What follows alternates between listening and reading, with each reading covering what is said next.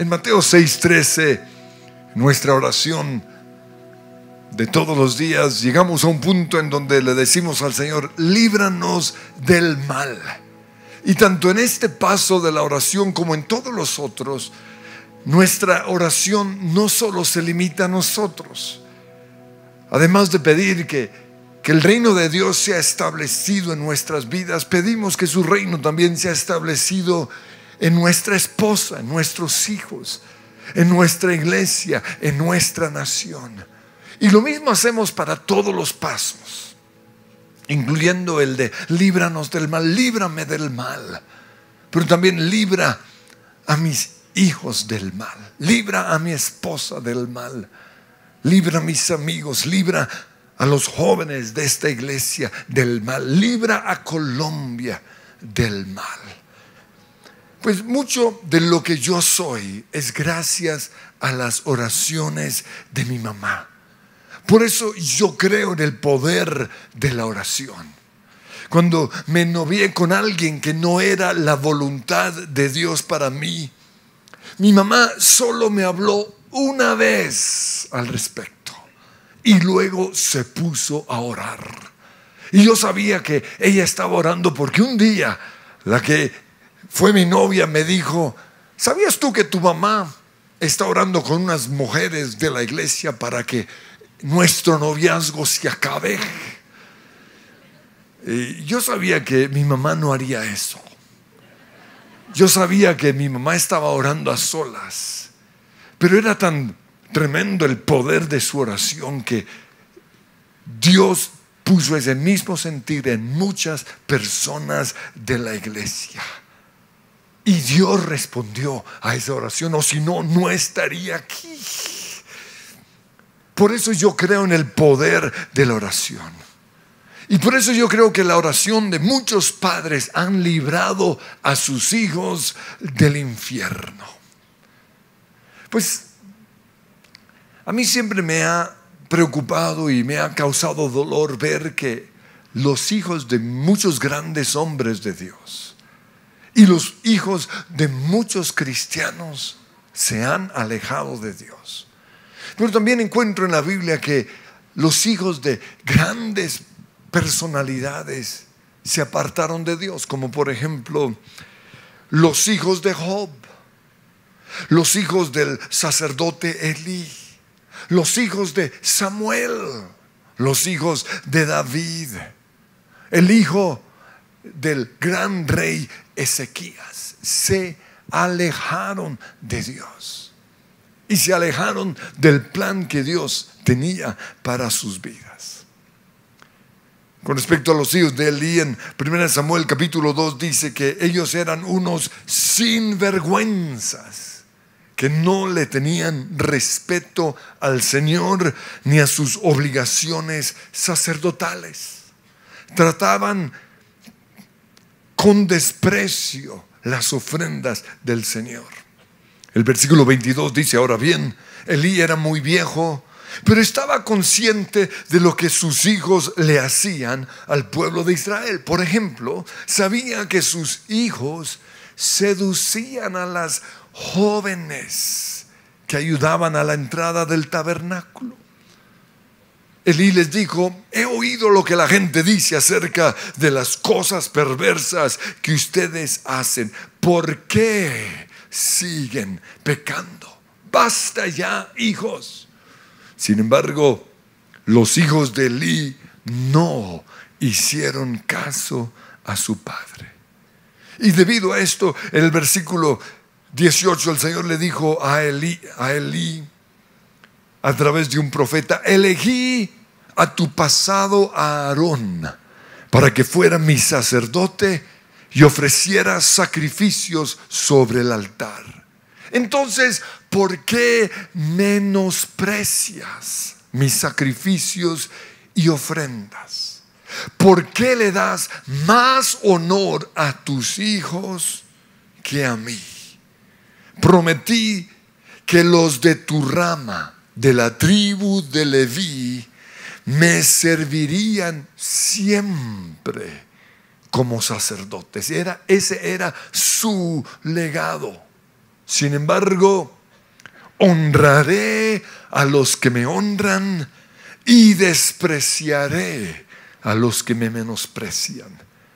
Llegará el tiempo cuando pondré fin a tu familia para que ya no me sirva en el sacerdocio. Hay consecuencias cuando nuestros hijos se alejan de Dios. Con respecto a los hijos de Samuel, la Biblia dice en 1 Samuel capítulo 8 versículo 1: cuando Samuel envejeció, nombró a sus hijos como jueces de Israel. Porque ese es el sueño de todos los padres. Pero ellos no eran como su padre, porque codiciaban el dinero, aceptaban sobornos y pervertían la justicia. Finalmente, todos los ancianos de Israel se reunieron para hablar con Samuel. Mira, Samuel, le dijeron, ya eres anciano y tus hijos no son como tú. Danos un rey para que nos juzgue. Con respecto a los hijos de David, quiero mencionar a 4. El primero es Amnón, un violador y un tipo incestuoso. Usted puede leer su historia en 2 Samuel capítulo 13, de cómo violó a su hermanita Tamar. El otro personaje es Absalón, un asesino y rebelde. Absalón fue el que asesinó a su hermano Amnón para vengarse de la violación de su hermana. Y Absalón también se rebeló en contra de su papá. El siguiente personaje es Adonías, el usurpador del trono. Y finalmente Salomón, como ya hemos visto, el tipo era mujeriego y permitió que las mujeres en su vida desviaran su corazón de Dios y terminó rindiéndole culto a otros dioses. Y como consecuencia de todo esto, en Primera de Reyes 11:11 dice: en consecuencia, el Señor le dijo a Salomón: ya que no has cumplido mi pacto y has desobedecido mis decretos, ciertamente te arrancaré el trono y se lo daré a uno de tus siervos. El otro caso es el del hijo de Ezequías. La Biblia nos dice con respecto a Ezequías en 2 Reyes 18:5 que él confiaba en el Señor Dios de Israel. Y luego dice: no hubo nadie como Ezequías entre todos los reyes de Judá, ni antes ni después. Un hombre que amaba a Dios. Pero con respecto a su hijo Manasés, en el capítulo 21, versículo 2 dice: hizo lo malo a los ojos del Señor y siguió las prácticas detestables de las naciones paganas. En términos de hoy sería: siguió las prácticas de las películas o de lo que vemos en la televisión, o hoy ya tocaría hablar de Netflix. Siguió esas prácticas.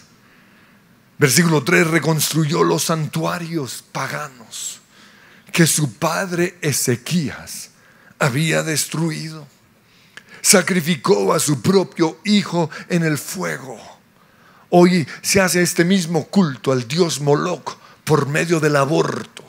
Es una forma en la cual Satanás logra que la gente sacrifique a sus hijos como un culto hacia él.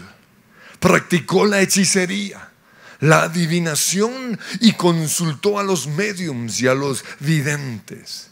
Hizo muchas cosas perversas a los ojos del Señor y con eso provocó su enojo. Además, hizo una imagen tallada a la diosa Acera y la colocó en el templo. Imagínense eso. Entonces, cuando yo veo estas historias, siento tristeza en mi corazón. Pero también siento lo mismo cuando oigo las historias de los hijos de nuestros líderes. Cuando oigo las historias de muchos hijos de los pastores y siervos de Dios. Y cuando oigo las historias de las personas de nuestra iglesia. Y mi pregunta siempre es: ¿por qué se apartan de Dios tantos hijos de cristianos? ¿Y por qué terminan a veces aún peor que los mismos mundanos? Ahora, generalmente le hablamos a los papás, pero hoy quiero hablarle a los hijos. Y yo sé que quizás muchos no están acá, pero el Espíritu Santo los va a llevar a ver este video. Y yo espero que Dios les hable.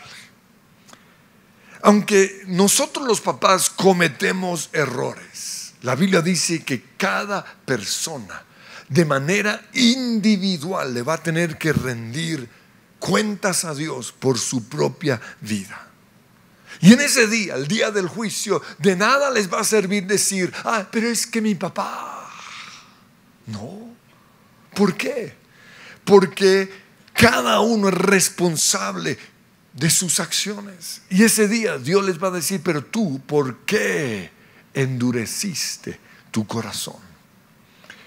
En 2 Corintios capítulo 5 versículo 10 dice: pues todos tendremos que estar delante de Cristo para ser juzgados. Y cada uno de nosotros recibirá lo que merezca por lo bueno o lo malo que haya hecho mientras estaba en este cuerpo terrenal. Y en Ezequiel 18:20 dice: la persona que peque es la que morirá. El hijo no será castigado por los pecados del padre, ni el padre será castigado por los pecados del hijo. Ahora, quiero mencionar algunos de los errores de los papás. Pero como dije antes, quiero hacer más énfasis en las acciones equivocadas de los hijos. Pero también quiero mostrarles qué es lo que deben hacer para que no se alejen del plan de Dios para sus vidas. En primer lugar, veo a los hijos que no honran su legado. Esa es la primera causa por la cual muchos hijos se alejan de Dios. Y es porque no honran su legado. En el caso de los hijos de Elí, ellos tenían un legado como sacerdotes, pero no lo honraron. Dice en 1 Samuel 2:12: no le tenían respeto al Señor ni a sus obligaciones sacerdotales. Despreciaron su legado. Y eso era lo que Dios les había dado para que su vida tuviese significado. Los hijos de Samuel tenían legado como jueces de Israel. ¡Qué privilegio! Pero no lo honraron. En 1 Samuel 8:1 dice que cuando Samuel envejeció, nombró a sus hijos como jueces de Israel, pero ellos no eran como su padre, porque codiciaban el dinero, aceptaban sobornos y pervertían la justicia. Los hijos de David tenían un legado de realeza. Ellos eran de la familia real. Y digo familia real porque de todos los hijos de David, solo uno llegaría a ser el próximo rey de Israel. Pero los otros hubieran podido prepararse para ser parte del equipo de gobierno que haría de Israel una gran potencia a nivel mundial. Yo personalmente creo que David, como papá, debería haber reunido a su familia para delegar responsabilidades. Y el primero al cual él debería haber hablado era a Salomón. Él le hubiera dicho: Salomón, Dios te ha dado sabiduría. Por eso tú vas a ser el próximo rey. Pero necesitas aprender a gobernar. Por eso quiero que seas mi mano derecha. Quiero que camines conmigo. Quiero que aprendas de mí a reinar, para que no cometas los mismos errores que yo cometí. También veo por ahí que tienes una debilidad con las mujeres. Vamos a trabajar con eso. Te voy a quitar tu celular. Al siguiente al cual tenía que hablarle era a Absalón. Y le hubiera dicho algo como: Absalón, además de tus habilidades como guerrero, eres un hombre de mucha autoridad. La gente cree en ti. Y Dios te ha dado favor y gracia con la gente. Por eso te voy a asignar la responsabilidad de ser el general de mi ejército. A Adonías le diría algo como: tú tienes presencia. La Biblia dice que era un hombre muy bien parecido. Tienes presencia y eres proactivo. Por eso te vas a encargar de las exportaciones. Te voy a asignar como el ministro de Relaciones Exteriores. Y Amnón, ay Amnón, tu debilidad son las mujeres y eres un depravado sexual. Estás atado, estás lleno de ataduras. Por eso, para que no peques, te voy a mantener ocupado todos los días de tu vida. Te voy a encargar la agricultura y la ganadería de mi nación. O sea, vas a trabajar de lleno. Entonces, voy a hacerles a ustedes la pregunta: ¿cuál es su legado?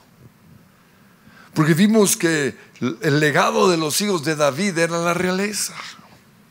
El legado de los hijos de Samuel era ser jueces en la nación. Y el legado de la familia de Elí era un legado sacerdotal. En mi caso personal, mi legado es sacerdotal. Es servir en la casa de Dios. Sin embargo, recuerdo cuando me novié con mi esposa. Yo analicé a su familia y me di cuenta que el legado de su familia era la ganadería. Entonces, por un tiempo yo contemplé esa posibilidad. Y hasta con mi esposa empezamos a ahorrar y compramos poco a poco hasta tener 20 vacas. Y recuerdo que los sábados yo leía la sección de ganadería en el periódico. ¡Qué cosa tan aburrida! ¿Por qué? Porque eso no era lo mío. Y Dios nos mostró a los dos que el legado iba a ser el de mi familia. Por eso cada pareja, cuando se casa, tiene que elegir entre el legado del esposo o el legado de la esposa. O quizás tiene que ver de qué manera van a trabajar juntos. Mi hija estuvo durante un año en Australia, terminando su carrera y luego siendo parte de una iglesia allí, porque a veces los hijos de los pastores necesitan tastas de otros pastores. Entonces estábamos felices que allá la estuviesen formando. Pero mientras ella estuvo allí, unos hombres estuvieron interesados en ella, hasta que supieron que ella no estaba dispuesta a renunciar al legado que Dios le había dado a su familia aquí en Colombia. ¿Cuál es su legado? Porque mi hija lo tenía claro, pero muchos no lo tienen claro. La segunda razón por la cual muchos cristianos se alejan de Dios es porque sus hijos no admiran lo que sus papás hacen. ¿Y sabían ustedes que cuando un hijo no se apasiona por las cosas que le apasionan a sus papás, comienza a haber un distanciamiento en las relaciones? Y en la Biblia yo veo que el plan de Dios en muchas ocasiones es que los hijos sigan haciendo lo que sus papás han hecho.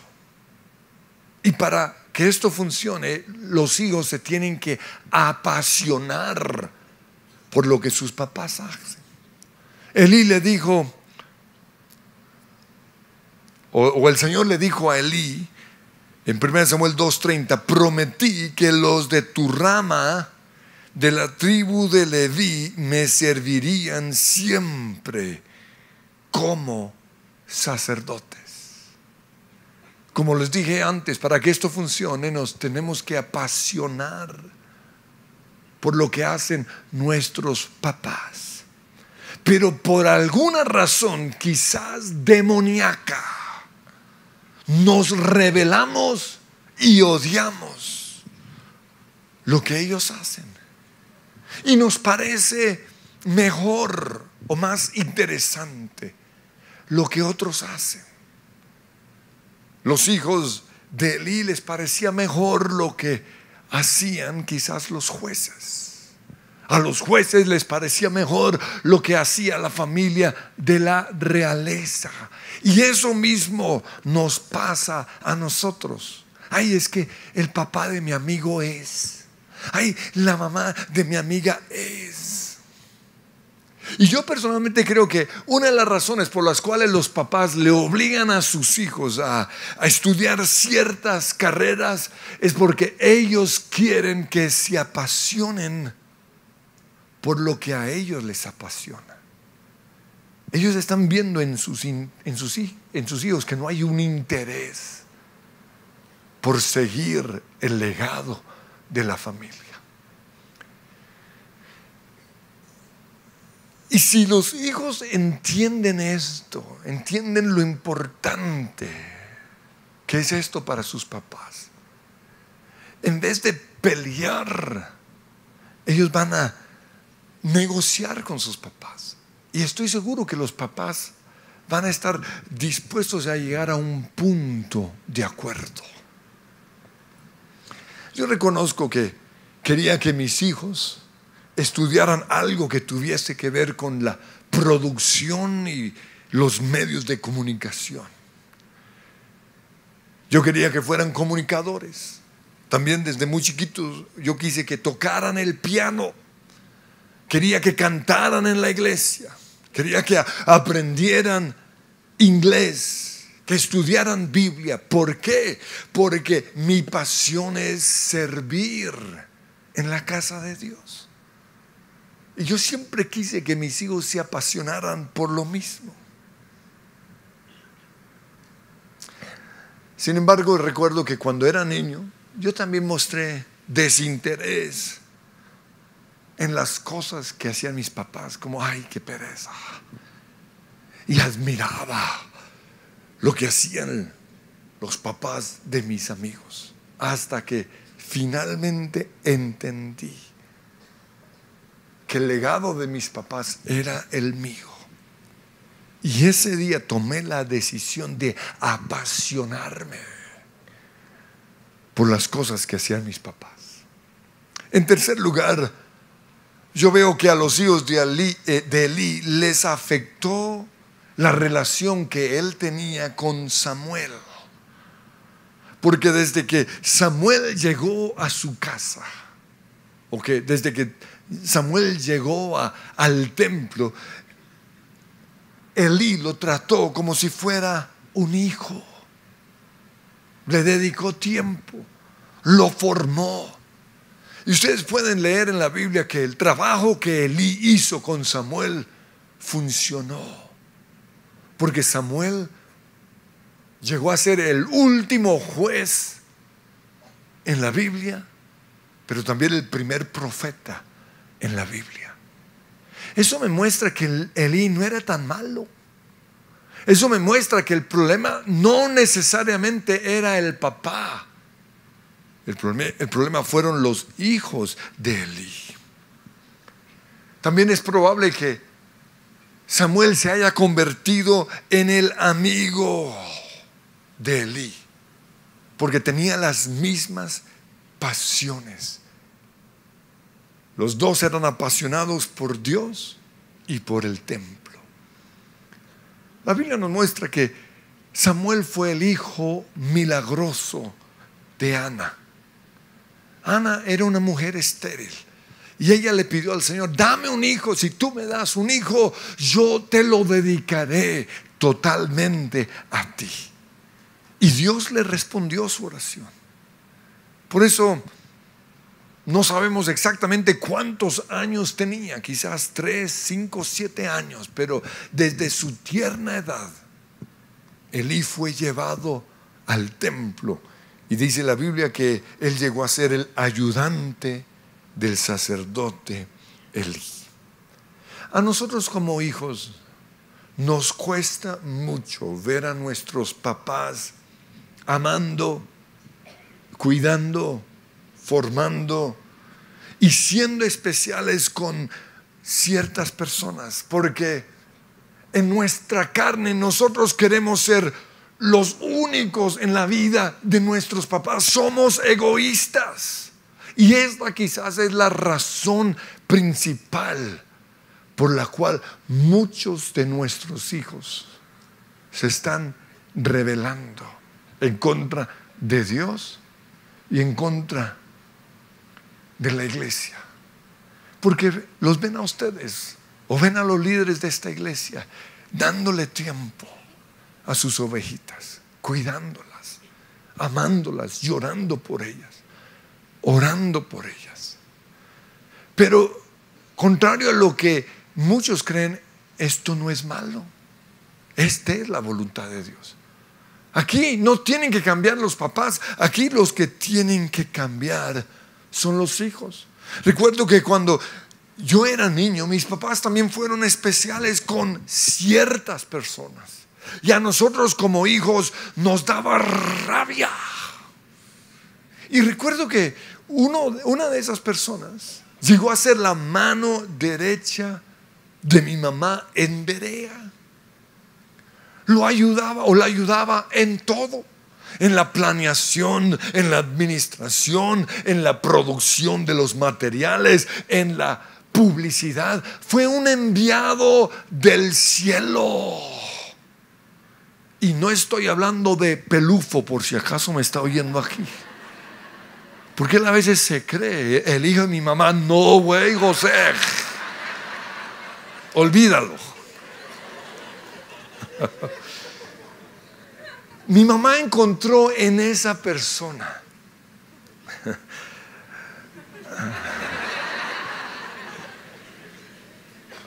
alguien que creía en la visión que Dios había puesto en su corazón. Y recuerdo que el instituto también se convirtió en su pasión. Pero nosotros como hijos, en vez de ver todo lo bueno, empezamos a pelearle a mi mamá, porque lo trataba como si fuera un hijo. Y nosotros queríamos exclusividad. O sea, nosotros somos tus hijos. Y hoy, al mirar atrás, me avergüenzo de mi actitud y de mis palabras, porque por mi egoísmo yo lastimé a mi mamá.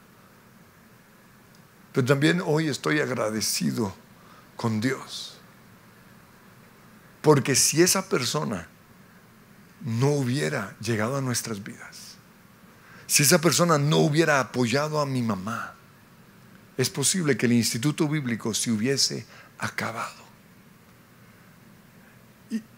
Y muchos aquí no saben, pero gracias a Berea nosotros pudimos comprar la primera casa de esta iglesia. Por eso no despreciemos a los Samueles que Dios ha traído a nuestras vidas. En cuarto lugar, yo veo que Adonías aprovechó el desinterés de David en nombrar a su sucesor para usurpar el trono. La Biblia dice en 1 Reyes 1:1 que David ya era muy anciano, y por más frazadas o por más cobijas que le ponían, no podía entrar en calor. Y cuando una persona es así, se vuelve egoísta y se le olvidan sus responsabilidades. Y el versículo 5 dice: Adonías, hijo de David, comenzó a actarse diciendo: voy a proclamarme rey. Consiguió unos carros de guerra y reclutó a 50 hombres.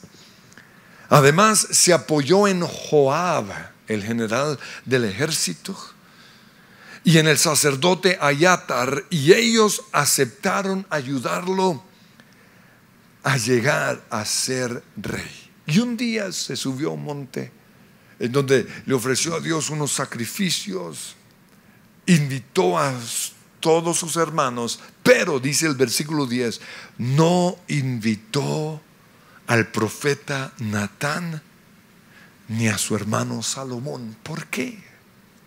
Porque él sabía que Salomón era el elegido de Dios y de su papá.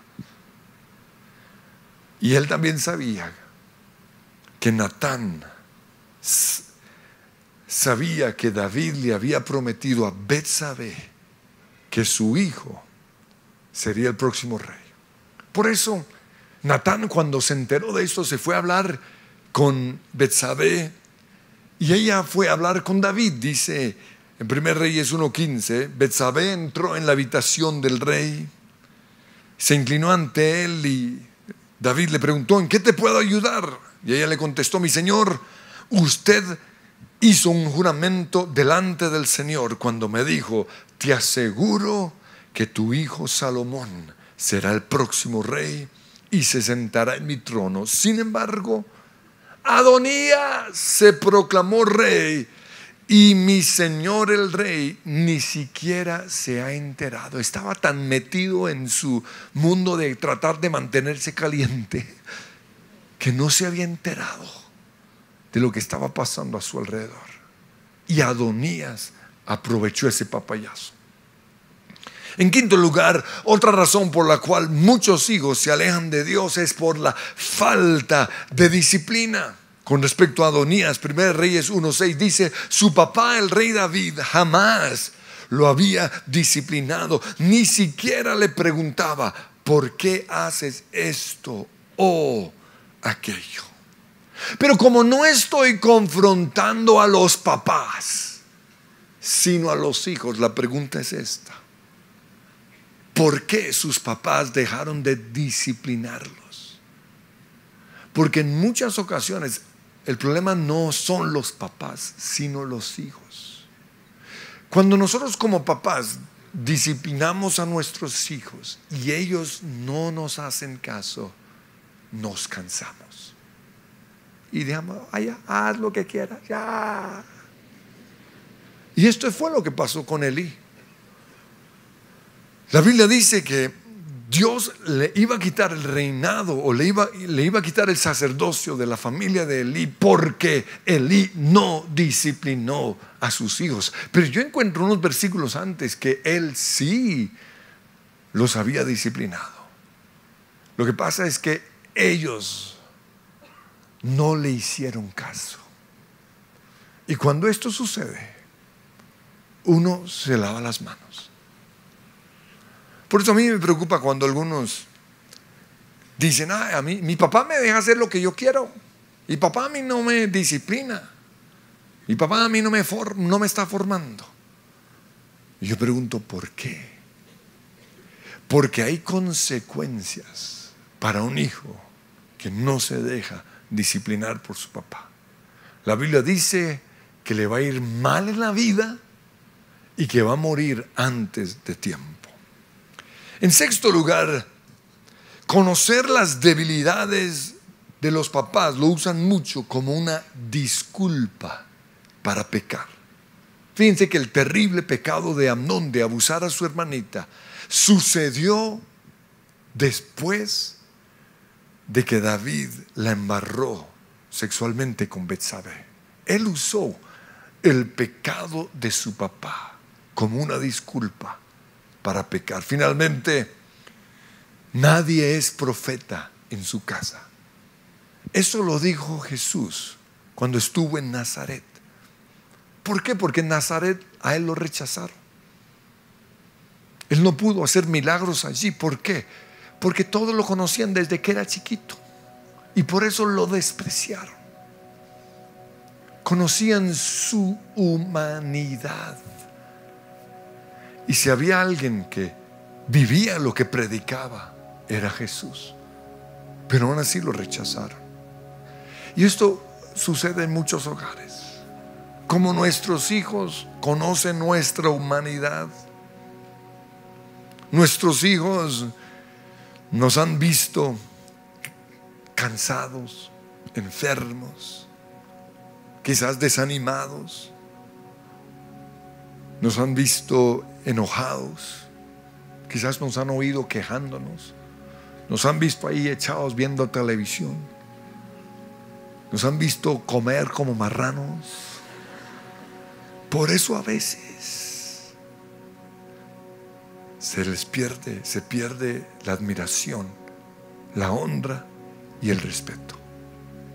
Por eso, hijos, que ustedes conozcan la humanidad de sus papás no los puede llevar a no respetarlos y a no honrarlos. Porque aunque son seres humanos, cuando ellos hablan, lo que la Biblia dice, es Dios el que está hablando a través de ellos. Yo recuerdo que un día después de una predicación, mi mamá se me acercó y me dijo: Andrés, no honraste a tu papá en la predicación. Y lo que pasa es que cuando yo predico, como soy tan transparente, a veces lo cuento todo. Y a partir de ese día, yo me aseguré de tratar siempre de honrar a mi papá. Aunque cuento algunas cosas de su vida, trato siempre de honrarlo. Yo quiero que cerremos nuestros ojos ahí sentados, porque hoy Dios quiere llevarnos precisamente a esto. ¿Será que hemos perdido nuestra honra y nuestro respeto hacia nuestros papás porque hemos visto su humanidad?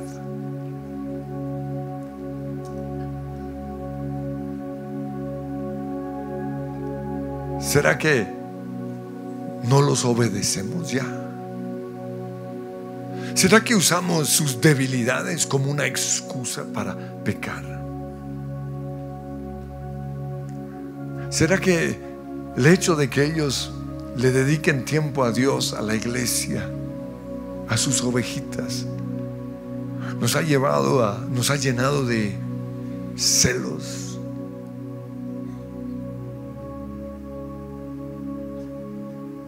¿Será que porque nosotros como hijos no admiramos a nuestros papás, no admiramos el legado que Dios les dio? ¿Será que eso nos ha distanciado poco a poco de ellos? Y quizás por eso ya no somos sus amigos, y ellos lo sienten. Y quizás otros han llegado a tomar ese lugar. Señor, yo te pido que hoy tú nos hables, porque mi oración es: líbrame del mal.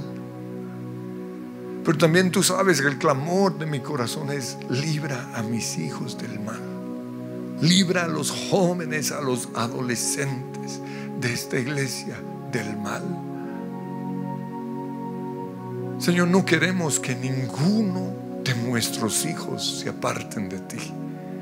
Y mi oración hoy es que vuelvas a traer a casa a aquellos que se han alejado de ti. Yo sé que nosotros como papás hemos cometido errores, y yo sé que ellos han visto nuestra humanidad, pero que el enemigo no use esto como una herramienta para alejarlos de ti. Tráelos una vez más a la casa del Padre. Espíritu Santo, tú sabes que allí en ese barrial se encuentra el hijo pródigo. Yo te pido que allí tú le hables, que tú les muestres que no hay mejor lugar que en la casa del Padre, que sus papás son seres humanos, que tienen debilidades, que tienen una humanidad, pero que un día ellos van a tener que compadecer ante el tribunal de Cristo y rendir cuentas. Y de nada va a servir esas disculpas. Atráelos a ti, Señor. Atráelos a ti. Atráelos a ti. Señor, yo te pido que hoy tú nos libres de todo espíritu demoníaco que está operando en nuestras vidas para alejarnos de ti. Yo quiero que se pongan en pie y comiencen a clamar en el nombre de Jesús. Soy libre del mal. Soy libre de los planes del enemigo. Soy libre. En el nombre de Cristo Jesús, libre soy.